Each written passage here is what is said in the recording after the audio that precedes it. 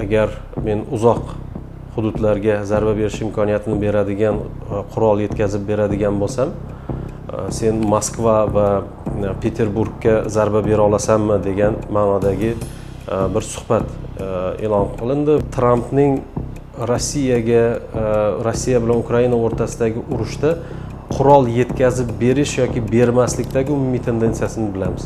Ukraina shu kungacha bir necha bor Moskvaga ham va Peterburgga ham zarba berganligini bilmaydi shekilli. Umumiy eng katta tendensiya bu qurol yetkazib bermaslik. Rossiyaga zarba berish uchun yetkazib berish haqidagi o'sha Patriot deymizmi, tizimlarni yetkazib berish haqidagi gaplari faqat gap bo'ladi.